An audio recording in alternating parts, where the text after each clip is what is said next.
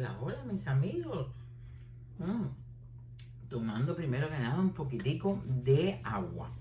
Mis amigos, a ver, yo estaba pensando que nosotros hemos hablado muchísimo de Cuba, hemos hablado de Miami, algunas personas nos traen comentarios del lugar donde viven, pero la mayoría del exilio cubano, la mayor cantidad de cubanos viven en Estados Unidos. Y no hemos hablado de Estados Unidos, de la Yuma, como le dicen en Cuba. Y yo creo que sería bueno que habláramos de cosas populares en los Estados Unidos para darle un poquitico de agradecimiento al país que nos ha recibido a tantos cubanos y a donde yo siempre digo que tenemos que integrarnos y conocer la cultura y un poco la historia de nuestro país, que es América, porque Estados Unidos es el país de muchos de nosotros como segunda patria, donde somos ciudadanos. Entonces, yo quería hablar de algunas de esas cosas que son tan populares en Estados Unidos, la mayoría que o bien se crearon en Estados Unidos o que aquí cogieron forma y se hicieron populares. Y de la primera que quiero hablar es del apple pie o el pie de manzana. Ustedes saben que cuando llega Thanksgiving, el 4 de julio, inmediatamente tenemos sobre la mesa, Publix se manda a correr a vender los pies de manzana. El pie de manzana, si bien no es un dulce norteamericano, sino que vino de Inglaterra, desde donde se conocía desde finales de los 1380 por ahí, igual los ingleses que vinieron a los Estados Unidos trajeron primero la manzana que se cultivaba y se usaba solamente para hacer vinagre. Y parece ser que alguien un día dijo, vamos a hacer el pie de manzana, y así empezó la tradición que trajeron culturalmente de su cocina. Hicieron el pie de manzana, un dulce tan popular en los Estados Unidos que es mucho más popular que lo que es en Inglaterra. Otra de las cosas que representa este país, que es muy americana, son los fuegos artificiales o los fireworks que se tiran el 4 de julio, que ustedes saben que donde quiera que esté la gente el 4 de julio es fuegos artificiales por todos lados. Y el fireworks o fuegos artificiales precisamente se usó por primera vez en el primer año de celebración del 4 de julio en Virginia. La Constitución, la Declaración de Independencia de este país fue aprobada por el Congreso el 4 de julio de 1776 y en el año 77 se hizo la primera celebración, que fue en Virginia, y se tiraron los fuegos artificiales, que creo que al final tiraron 13 cañonazos por las colonias, que eran 13. Y después empezó a celebrarse a través de todo el país y luego más adelante el 4 de julio se convirtió en un holiday federal, que por eso es que no los pagan en el trabajo, etc. Otra de las cosas tan americanas, es el blue jean o el jean, el pitusa. Si bien la tela de mezclilla fue inventada creo que en Francia, el primer jean que se hizo muy popular en los Estados Unidos en los años 50, porque actores como Marlon Brando, James Dean se los ponían en las películas y se hizo muy popular, surge de esta manera. Resulta ser que hay un sastre que se llama Jacob Davis. Y este sastre, una de sus clientas le dice, me hace falta unos pantalones o unos trousers, como decía, para mi esposo, que es trabajador y se le caen, pero además que no son buenos, no duran, y a él se le ocurre hacer los pespuntes que conocemos que tienen todos los jeans, esos pespuntes, y después se fue cambiando. Claro, como este sastre dijo, yo quiero comercializar esto, pues se asoció con un hombre que se llama, ¿cómo se llama? Levi Strauss, y son los jeans Levi que conocemos.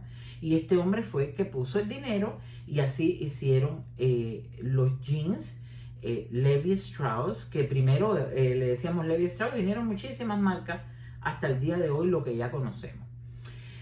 ¿Qué cosa puede ser más americana que la Coca-Cola, mi gente? La Coca-Cola es probablemente de lo más americano, y aquí voy a hacer un paréntesis para hacer un chiste que a mí me encanta.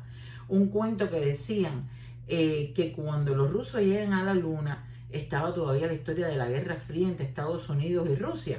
Y viene rápidamente un general y le dice al presidente americano: presidente, los rusos han llegado a la luna y la están pintando de rojo, el color del comunismo. Y el presidente le dijo: déjalo. Viene el coronel y dice: presidente, ya han pintado la mitad de la luna de rojo, déjalo. Y ya viene al final el coronel y le dice: imagínese, presidente, ya los rusos han pintado toda la luna de rojo. Y dice el presidente: ok, ahora manda a 2 gente con un cubo de pintura blanca y que le escriban Coca-Cola. Ese cuento es famoso. Bueno, la Coca-Cola, señores, si algún día van a Atlanta o quieren hacer un viaje bonito, vayan a Atlanta, a donde está el Museo de la Coca-Cola, que está en una de las salidas del Underground de Atlanta, que es muy bonito. Yo no estuve en el museo porque cuando yo estuve en Atlanta, fui al Underground, pero fui por cuestión de trabajo hace muchos años y no fui al museo, pero allí está. La creación de la Coca-Cola pues es muy fácil. En 1886 hay un farmacéutico de apellido Pemberton que vendía lo que entonces se conocía que era la soda el soda fontaine, o la fuente de soda, que no es otra cosa que la soda vendida a máquina. Entonces él quiso hacer una fórmula, era un farmacéutico, hizo un sirope para ponerles a su soda y hacerla diferente, y lo consiguió. Pero él tenía un tenedor de libros de apellido Robinson, que fue el que dibujó el logo de la Coca-Cola y el que creó el nombre. Y después él le vendió la marca a un tal Candler que la hizo, que fue el que dijo: esta Coca-Cola tiene que ser portable, y se asoció a otro individuo de apellido Biderham o algo así, que fue el primero que en su tienda tenía soda de máquina, y fue el primero en poner una máquina de embotellamiento y embotellarla. Esa botellita tan linda que vemos hoy ha cambiado a través de los años. La primera no era así, era una botella normal, pero los competidores, la competencia quiso parecerse para equivocar al comprador, y entonces ellos decidieron que querían hacer una botella que fuera única, y así fue cambiando la botella de la Coca-Cola hasta el día de hoy. Y mi padre, yo me acuerdo que siempre me hacía un cuento que me decía: hay palabras tan importantes, esos minuticos, mi padre siempre acompañaba para educarnos, y me dijo: hubo un hombre que fue el que cambió la Coca-Cola con una palabra. Y yo le decía: papi, ¿cuál cosa? Y me dijo: embotéllala. Y es cierto, la Coca-Cola cuando empezó a correr es cuando la pudieron hacer en botella, porque no es lo mismo que usted vaya a un lugar a tomárselo de la máquina a que ya usted la puede comprar y llevársela a la casa. Pero lo más interesante de la Coca-Cola, bueno, no es lo más interesante, tuvo un ataque. Una de las cosas más atractivas para nosotros los cubanos es que yo les cuente que uno de los presidentes más famosos y más efectivos de la Coca-Cola fue un cubano, en efecto. Fue un cubano que se llamaba Roberto Goizueta. Roberto Goizueta es un cubano descendiente de vascos. Él vino a estudiar a los Estados Unidos, estudió en Yale. En el año 53 regresó a Cuba, pero llegó la revolución y él estaba de vacaciones en Miami cuando llega todo el cuento de la revolución y decide quedarse, señores. Creo que se quedó con $200 y no sé cuántos bonos de la Coca-Cola que eran de su padre, que se lo prestó. Fue el presidente de la Coca-Cola, el director de la Coca-Cola, el presidente de la junta directiva por 16 años, desde el año 79 hasta el 97 que murió. Y fue el hombre que dicen que hizo global, la visión global de la Coca-Cola se hizo bajo la dirección de Roberto Goizueta. Y fue un hombre que ha sido siempre recordado, que fue el que hizo que las acciones de la Coca-Cola subieran y subieran tanto. Yo recuerdo, él murió en el año 97, ya yo llevo unos años aquí, yo recuerdo una entrevista que le hicieron a él, donde él decía que a él lo había llevado hacia arriba sus propios empleados. Y los empleados decían que él era un individuo que llegaba a la planta en Miami, y dice que él llegaba a la planta y él conocía a todo el mundo por su nombre. Él sabía si la mamá de fulano se había muerto, si el hijo del otro estaba enfermo. Y era un tipo tan natural, tan campechano, tan simpático, que la gente lo quería tanto que él siempre dijo que sus propios empleados fueron los que lo llevaron a él al éxito que él tuvo. No se les vaya a olvidar y búsquenlo, que hay un montón de documentales sobre él. Roberto Goizueta. Esto sí no es mentira. El presidente por 16 años de la Coca-Cola, de la junta directiva y el director. Bueno, otra de las cosas muy americanas, y voy a parar cuando vea que el video está muy largo, ¿qué cosa es? El pickup truck. Ese que ustedes siempre llaman a los amigos por cuando quieren cargar un colchón, cuando quieren cargar un barbecue. Oye, me hace falta que me prestes el pickup truck. Que, ese primer pickup fue de madera. Al principio los carros se hacían solamente lo que era el chasis, es decir, donde iba el motor, todas estas cosas. Y otra persona, no el fabricante, era el que hacía lo que era la cama para, es decir, la carrocería. Pero en Ford, el fabricante de los carros que conocemos hoy, fue el primero en hacer un pickup que tenía una cama de madera para cargar cosas, y lo hizo con mucha fuerza. Y hizo el primer pickup que se llamó el modelo T Runabout o una Runabout. Y fue el que hizo ese pickup, y ya después siguió Dodge y siguió Chevrolet, y empezaron a usarlo los granjeros y la gente que cargaba cosas pesadas. Así que el pickup es americano. Luego viene la música bluegrass. La música bluegrass, señores, el bluegrass music es como el punto guajiro cubano. Ustedes van a decir, ¿cómo? Pues sí, porque es una música que tiene una narrativa donde se narra una historia, casi siempre un poco dolorosa, de cosas que se han vivido y han pasado, pero es la música folclórica de los Estados Unidos. Y usan unos instrumentos muy peculiares, usan el fiddle, que es como un violín, pero que ellos le llaman así, que es el violín ese rapidísimo, que es increíble. El otro día, por cierto, en Netflix vi un documental. No es un documental, es como una especie de película de aficionados, donde hay un grupo de bluegrass music que es famoso en los Estados Unidos. Les voy a poner el link de ese grupo en particular. Hicieron una película porque es un grupo de muchachos jóvenes que están rescatando el bluegrass.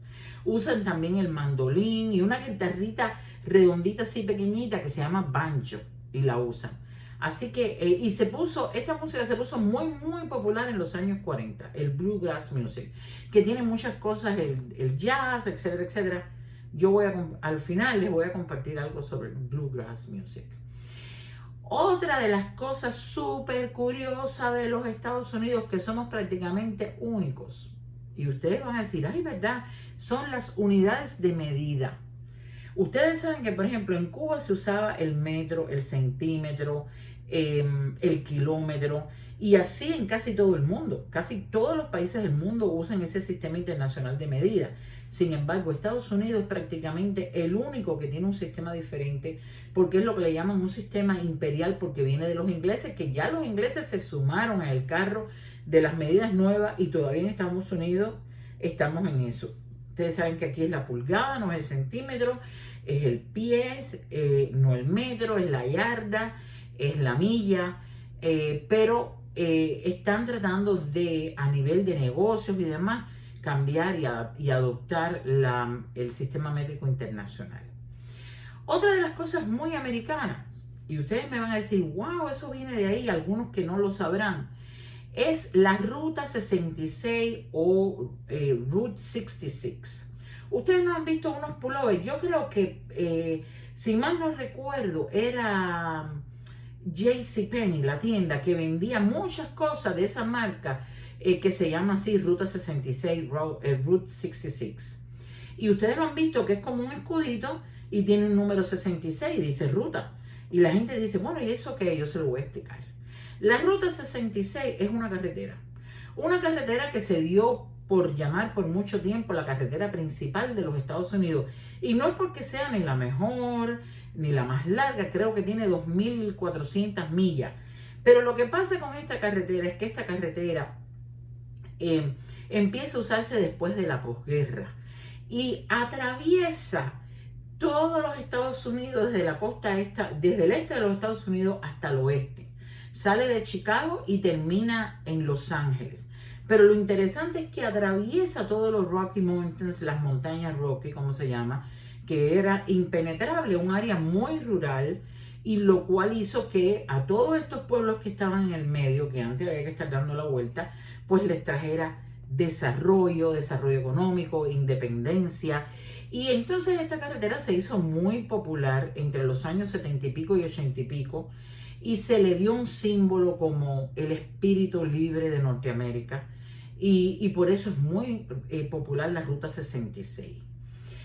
Luego hay otra cosa americana, muy americana, que eso es, vaya, es un culto, es una religión, y es el barbecue. Pero lo interesante del barbecue, ustedes dirán, el barbecue no es americano, el barbecue desde los chinos, el Medio Oriente, en Europa, cocinar las carnes sobre madera, eso es viejísimo. Ahora, el barbecue americano que toma el nombre, ¿ustedes saben de quién? Barbecue, que hay quien decía, no, que es beer de cerveza, nada de eso. Toma el nombre de los indios taínos del Caribe, de los indios que nosotros teníamos. Toma el nombre de ahí, que no es otra cosa que la voz de cocinar carne sobre madera. Pero el barbecue americano se caracteriza, hay una diferencia entre ese barbecue que tenemos en la piscina de la casa el fin de semana, que en realidad eso es grill o grillé, como se dice, a la parrilla. Eso es una cosa, y el barbecue que se cocina a fuego lento, en madera, que ustedes han visto que lo hacen en las películas en tanque o sobre madera, y se hace muy a fuego lento, es ya el estilo americano, que radica, entre otras cosas, las salsas que les ponen y con qué lo hornean. Hay salsa de todos lados. El barbecue es muy famoso en Kansas, en Kentucky, en Tennessee, en Mississippi, y hacen con muchísimas hojas de esto, hojas de lo otro. Uno de los más famosos es el nodal americano, que es el hickory. Y ese es esa salsa de barbecue que ustedes sienten que tiene un olor como a humo, como a madera, y es porque lo hacen con esa madera y han llevado también ese olor a la salsa. Pero el barbecue en los Estados Unidos es una cuestión, vaya, de índole religioso. La gente se faja por eso. Hay asociaciones de barbecue, hay competencia a ver quién hace el mejor barbecue. Creo que desde los 1600 ya hay libros que recogen información del barbecue en Virginia. Y dicen que George Washington era un ferviente admirador, que le encantaban los barbecues. Y tengo entendido que los primeros nada más que iban hombres, porque era una reunión para tomar alcohol. Y después fue cambiando. Pero el barbecue en los juegos, el 4 de julio, es uno de los símbolos más, además, gratos y agradables de Estados Unidos. Luego viene Yuma. Yuma, que esto no es que sea una cosa americana. Yuma es un lugar, un pueblo en los Estados Unidos. Pero ¿por qué los cubanos le diremos a los Estados Unidos la Yuma? Yo siempre he creído, y no lo he buscado, esto se los voy a dejar a ustedes para que me digan si alguno sabe. Pero yo recuerdo haber visto una película, que la película era vieja porque era de los finales de los años 50, que se llamaba El tren de las 3:10 a Yuma. Esa fue una película muy famosa del oeste en los Estados Unidos, y hablaba de un tren que llegaba a ese pueblo que se llama Yuma. Y yo creo que de ahí es que el cubano coge el nombre y le dice a los Estados Unidos Yuma. Pero igual ustedes ahí me van a tener que ayudar. Otra de las cosas muy americanas, caballero, es la Barbie. Y estoy hablando rápido porque no quiero que el video se haga largo.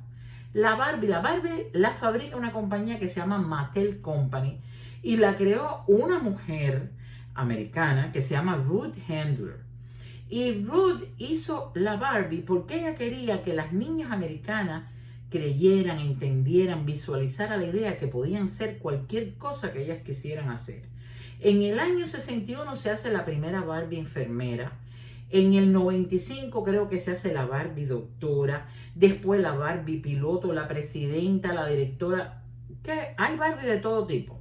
Una de las críticas que la Barbie recibió es que eran todas rubias, eran flacas, eran preciosas, y eso empezó a cambiar con los años, y hoy día hay Barbies de todo lo que se te ocurra, hasta de cosas cómicas, y hasta Barbie gordita o con las curvas latinas, mulaticas, negras, de todo tipo. La Barbie es una de las cosas que representa la cultura infantil en los Estados Unidos, y se y la gente las colecciona y ganan un dinero increíble. Yo tengo unas cuantas Barbies de mi hija guardadas. Ella no le dio mucha importancia después que creció, pero yo las tengo guardadas para regalarle. Le he regalado alguna a una primita de ella. Tengo una para una primita que vive en Cuba que quiero ver cómo se la hago llegar. Y así, y otras que las tengo para en un momento determinado venderla a coleccionistas y recuperar ese dinero para mí, al final para mi hija.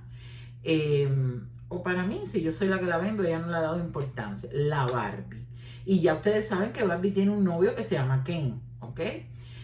Bueno, y por último voy a hablar de algo muy, muy americano. Y ustedes van a decir, ¿cómo así? La pizza. La pizza es italiana y nació en Naples, en Nápoles. Pero sin embargo, ahí los italianos y los que han estado en Italia, yo en Italia no me como una pizza ni por nada del mundo, no me gusta.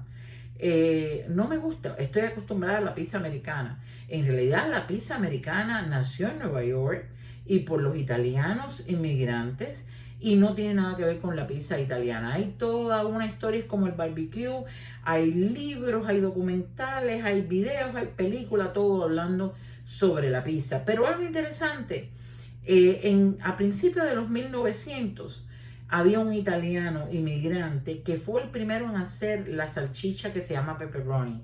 Y pepperoni es el topping que lleva la pizza, el favorito de los Estados Unidos y que no se ve en Italia. El pepperoni es muy americano y convierte a la pizza en una comida muy, muy, muy americana. Y pepperoni significa pimiento grande, solamente eso, pero la hace a la pizza extremadamente americana.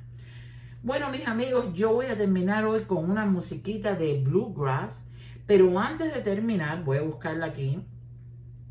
Antes de terminar, quería decirles que si esto sí no le voy a decir una tontería, porque la cultura de este país, donde vivimos muchos de nosotros, los que están en la peña, hay que apreciarla, hay que degustarla, hay que entenderla, hay que aprenderla, para que nuestros hijos se sientan incorporados a este país, a pesar de que les guste el café con leche y el chicharrón.